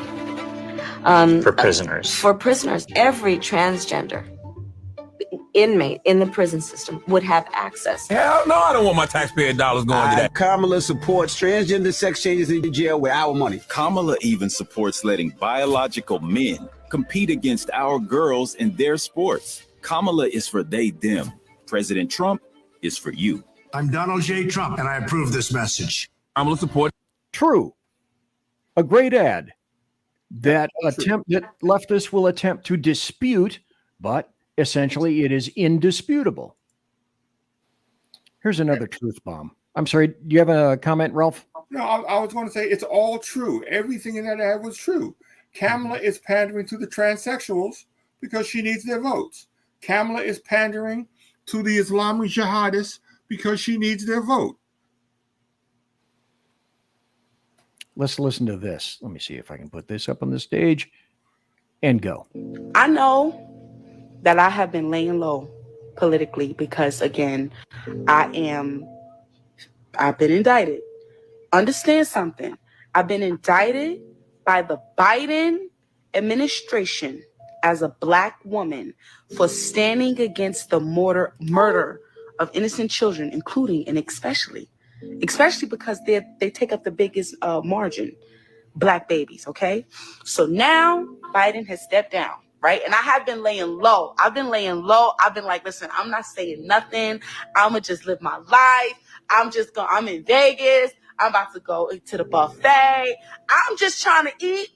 I'm trying to be at Sphere. And I'm trying to be at Flyover Vegas, enjoying my little life with my husband before sentencing. But I have to say something. Okay, do you guys know who this person is? Yes, we do. Okay, let me, for those, and I would guess the bulk of people are not going to know who this is. So let me, before I go there, I have frequently said that leftists are truly the racists. There are white Always racists have been. and there are Black racists. Here's a leftist who couldn't be more honest, I have to admit. At least this person comes out and says all these Blacks for Trump should be sent back to Africa and take Trump with them. That's the cool, loving, wonderful leftist. Well, let's go to the story. Tennessee woman gets over 3 years in prison for blocking a clinic during a protest, and she was sent to prison today. Now, there are some very interesting points, some salient points to this that need to be discussed. So this woman, for blocking an abortion clinic, gets sentenced. That was the woman that you just heard. Gets sentenced to 41 months. Now, 41 months is 3 years and 5 months. So she gets 3 years and 5 months for blocking an abortion clinic. But wait, there's more. That's federal prison. This was June of 2020. Also accused of injuring a woman's hand. If that woman's hand had been truly injured back then, over 4 years ago, why wasn't this woman, Williams, arrested at that point? Because in New York, you had a physical injury, and that was a claim at that point. Well, first, it took them 3+ years to make a decision. And as you recall, that was the year of insurrections, where violent masked protesters rioted, burned, smashed over $3 billion worth of personal, business, and government property. 25+ people were killed. And yet, and I forgot, and multiple thousands of law enforcement officers were injured, many of them seriously. So this woman goes to jail for protesting in front of an abortion clinic because she dared to offend the current administration. Now, 2020, that was then. That was under Trump. Now it's a different administration because she dared to offend this administration, the Harris-Biden administration. And mostly it's leftist Attorney General Merrick Garland. So other rioters in 2020 committed actual acts of violence, of arson, physical assaults, DOJ, NI, not interested, two completely different and separate applications of justice, one for leftists and elitists, and then others for conservatives. And under that conservative umbrella are people of all paint jobs because there is betrayal involved. Gentlemen? Well, absolutely. The prime example, where's the prosecution for the murderer of David Dorn? Yes. He was the black security guard that was murdered during the BLM riot. Yes, former police officer. Right. Where's his prosecution? And what was Beverly's crime? She was praying outside of a Planned Parenthood center. That's her obstruction. She was praying. I was a part of a protest outside of a Planned Parenthood center here in Washington, D.C. And the police got word that we were going to be outside of this Planned Parenthood facility, and they showed up like it was going to be a riot. I mean, we showed up, there were over a dozen police cars there, and they arrested 3 college students for writing with chalk on the sidewalk.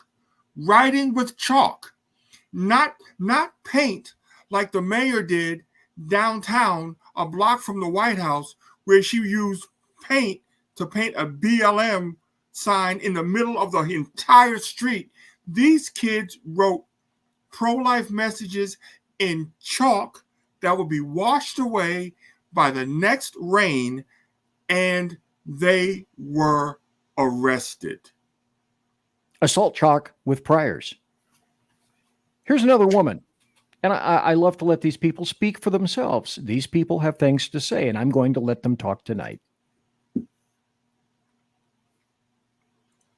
if I hit the right button. The words of Malcolm X, who told us what? That the white liberal is the worst enemy to the black man. Yes. And it is coming up in here, acting like y'all representing some social justice. Say that, but all along, you're doing is trying to use black people to find a reason to make some money. Let me tell y'all something over there.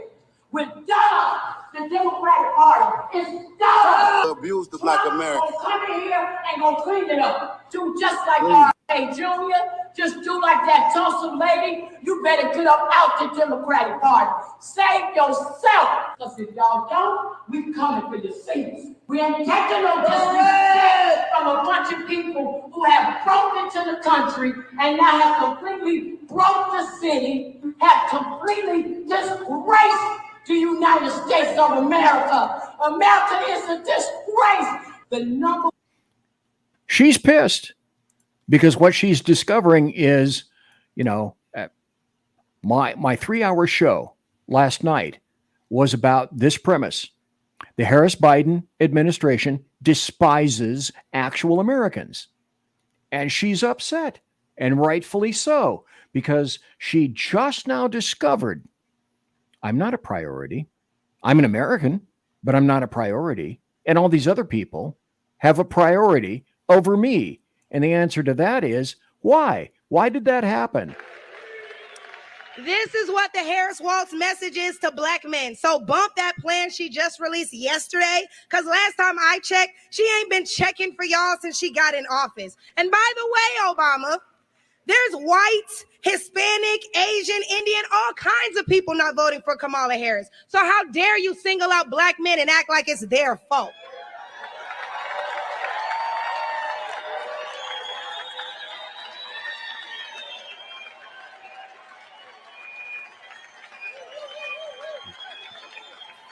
That was in Atlanta, Georgia. Yep. The last place you would expect something like that to be said. The brotherhood, they're realizing just how much y'all don't do for them. So why don't y'all acknowledge black men when they do something right, instead of always criticizing them whenever something goes wrong? And black people, I'm gonna need y'all to get out y'all feelings, because it ain't no money in that, and the real hustlers know that. Men lie, women lie, but numbers don't. See, you know for a fact your life was better under Trump. So yes, we are going back. Going back to financial stability, going back to supporting entrepreneurship. Wonderfully said. Absolutely. Accurate. And as she indicated, the numbers don't lie. The numbers aren't lying. How do you dispute that? Well, you follow it up with, I guess, maybe a dose of maybe more racism. This, as an Aisha, American, let's talk about Kamala makes Harris. me really concerned. Let's talk about Kamala Harris for as short-term a memory. black lesbian who Donald Trump doesn't believe has genes as good as his. Is he going to attempt to exterminate me why do you when believe he that, gets Aisha? elected? Why do you Because believe he's that? damn near said it. That's why, David. That's why. Because he's, okay, and I'm not has going he to be said that, lectured by some white man who has no idea what he's talking about and is trying to rewrite history here. Aisha, I shame- am shame on you, afraid, Aisha. as an American, Aaron. of a Donald Trump presidency and his actual quotes Shame are on you, why. Aisha. Because I take him seriously. And I Let me stop right there. What quote? Quote that for me. Quote that from me. I don't see a quote. I don't hear a quote. I'm sorry, Ralph, go ahead. There are no quotes. Again, this is all. See, and here's something else that people see. Okay, I'm going to jump into the deep end of the pool right now. People need to understand something about Kamala Harris and her mother and her father. Mm-hmm. Kamala Harris is a Brahmin. Mm-hmm. That's the caste system from India. Her parents are Brahmins. Brahmins hate black people. Brahmins don't want anything to do with black people. The only reason Kamala's mother married that Jamaican man is because he too was a Brahmin of Indian and Irish ancestry. Preach. There's nothing about Kamala Harris that is sympathetic to black people. Nothing at all. And people need to, like I said, I'm jumping in the deep end of the pool. Yeah, I'm going to bring it up. No, Kamala Harris is not African American. Kamala Harris is not black. There are Indians in India who are darker than the darkest black person you will ever see on the continent of Africa, and they do not identify themselves as African or black. They are Indians. Indian. So no, Kamala Harris doesn't care about black people. And then let's wrap it up with this. Who cares more about you? The person that tells you to get off your behind and go get a job or make something of yourself, or the person that puts you in a big tank at SeaWorld and keeps you captive to the point that your dorsal fin collapses and you become a cripple, and then you're relying on someone else to throw a fish in your mouth when you should be out in the ocean controlling your own destiny. Who is your friend? The captive or the person who tells you to get off your butt and take care of yourself? You could almost say that the federal government cares more about animals than it does about people. It's eminently provable. Don't feed the bears. Why don't you want the bears fed?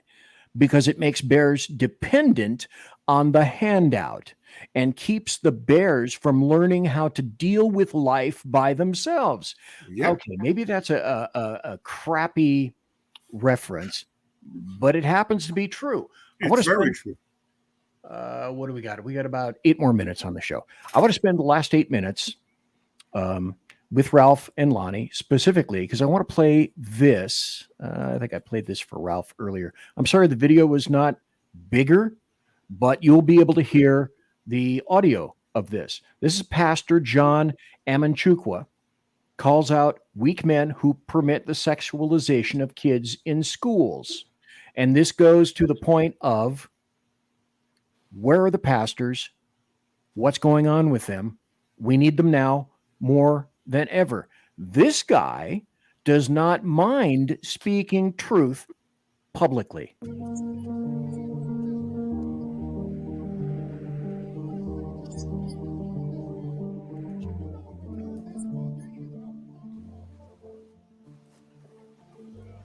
No, I got a gavel too. Here is the gavel. That's my gavel. The gavel is the truth. You're either a punk or a pervert. A punk or a pervert if you don't remove this book. That's what you are. All 6 men on this board, you're a punk or a pervert if you don't remove it. That's the truth. If you leave it in here, you're a punk or a pervert. Remove the trash. Take it out tonight. Now stop here just for a second. Who's on that board? All white people. Did they vote Democrat? You bet your ass they did. Guaranteed. If they're supporting this. These students deserve better. You're either a punk or a pervert if you leave it in here. Every last one of you men. Stop. Somebody has to fight now. And it needs to be from the pulpit as well. We need to see more of that. RALPH J CHITTAMS Sr, Lonnie Poindexter.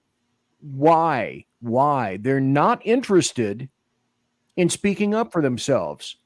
Speaking up against the people that would carve them up, pull them out of the pulpit, throw them out of the building, set the building on fire, and end their religion. This is something Ralph and I talk about often. If you think of the civil rights movement, it was birthed in and of the church. You know, pastors rose up, spoke, Dr. Martin Luther King and many others, and brought about change. This time around, I don't see the church doing, not in significant numbers from pastors. There's pastors like Pastor Ralph, and there are others, but many who are quiet, and they fall into that category Ralph was mentioning of the house Negro, as we call them. And so it's taking place elsewhere on college campuses, in social media primarily. And just like that lady that got up that was very angry and speaking up, Sister Bevelin, who they, she's being castigated because she spoke up and she spoke the truth about what's taking place. There's many others that are doing the same thing. And so that's why this thing is building and building. And I don't think the left is going to be able to stop it. I don't care what they do. But I am chagrined because it's not happening in the pulpit the way it needs to. And I've always seen the pastors as the field generals. And when the field generals speak up because they get their messages from on high, looking above, then it stirs the congregation. And then you have what took place in the civil rights movement. Ralph, you have any comments on that you could add to what I'm saying or direct me in a more concise manner? Well, the problem is too many pastors are not getting their messages from on high. They're getting their messages from the DNC. That's their first religion, huh? Right. That's, I can count on my two hands the number of pastors that I am actually on friendly terms with, and it has absolutely nothing to do with my theology, because my theology is rock solid. The problem that they have is with my politics. Now, see, what they understand that as long as they don't bite the hand that feeds them, their 501c3 is going to be protected, and they're still going to get money for their daycare center, and they're still going to get money for their senior center. But they understand that as soon as they run afoul of their Democrat plantation masters, the same thing that they're doing to Eric Adams in New York is going to happen to them. Because if Eric Adams had kept his good little Negro boy mouth shut and not complained about Joe Biden and the border, they wouldn't have given a damn about how many airline tickets he had on Turkish Air. But the minute he stepped out of line, they had to smack him down and put him in place. And too many pastors right now are more beholden to the political system and the money and the graft and the grift that they get than they are to their calling from God, and they have misplaced their first love. Amen, amen, amen. Yes. And this is why I don't have any friends.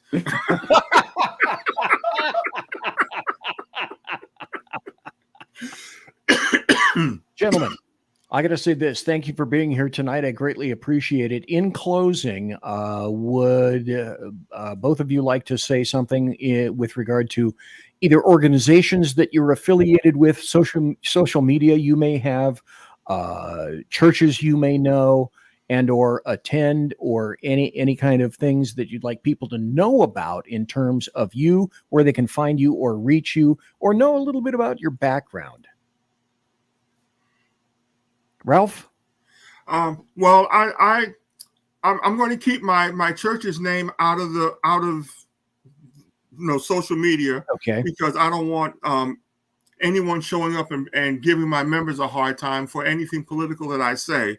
But what I will say about this election cycle is I want all of your listeners to operate as though Donald Trump is 10 points behind in every county and state across this country.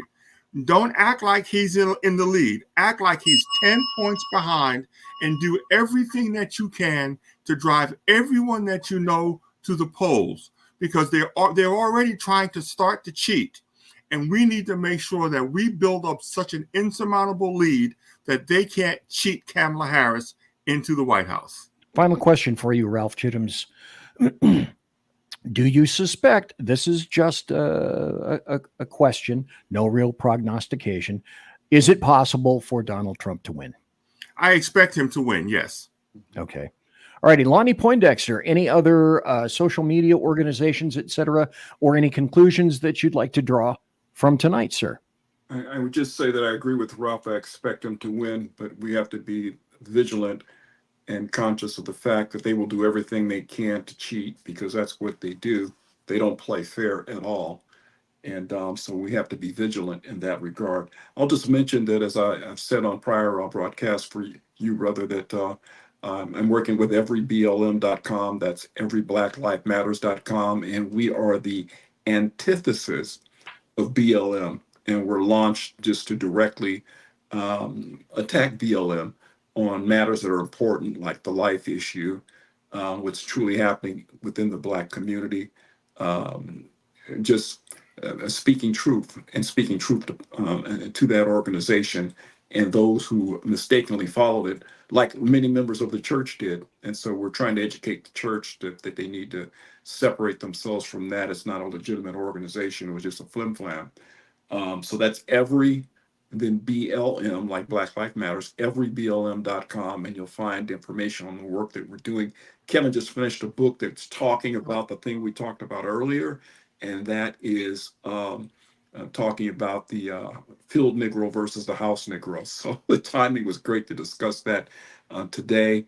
And Neil Mammon, who is the other co-founder of the organization, has just finished a book talking about how to end racism effectively in our nation, if it does indeed exist, and how it exists, and who are the true purveyors of it. As we all know, white guilt liberals. So I just want to mention that again. Thank you, brother, for allowing me to be on the show. Thank you, brother Ralph, for doing what you do best, man. I took notes the whole time you was talking. Stop.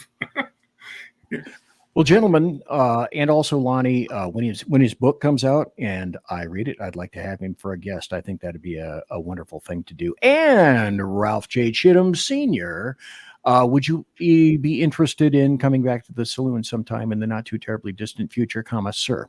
I would love to. Thanks for the invite, and thank you for having me on tonight. It's been a pleasure. Thank you ever so kindly, gentlemen. Well, that's it for the show. I'm BZ. We spoke tonight to RALPH J CHITTAMS Sr., pastor, and also my good friend Lonnie Poindexter. And at the conclusion of the show, what usually occurs? Something like this.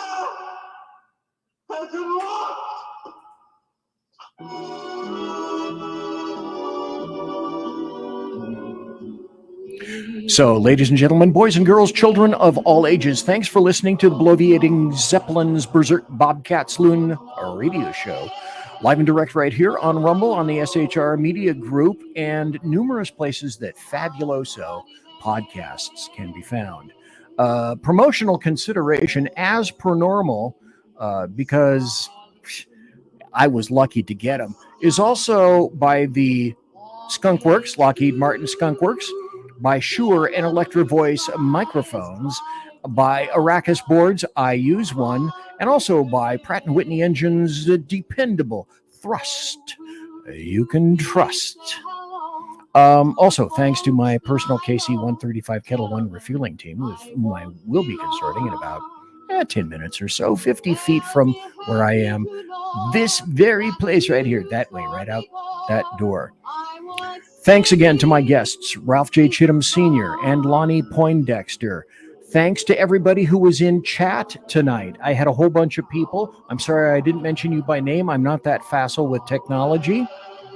Thanks for listening live. Thanks to listening in podcast and listening later. Thanks to SHR Media. Everybody, God bless, take care, and be safe. Everybody quiet down now and get some sleep. Good night, everybody. Good night, Mama. Good night, Ben. Good night, everyone. Good night, Mama. Good night, Daddy. Good night, children. Good night, Daddy. Good night, Elizabeth. Good night, John Boy. Good night, Jim Bob. Good night, Jim Bob. Good night, Jim Bob. What's going on? I was asleep. What's everybody doing? Good night, Good night, Jim Bob.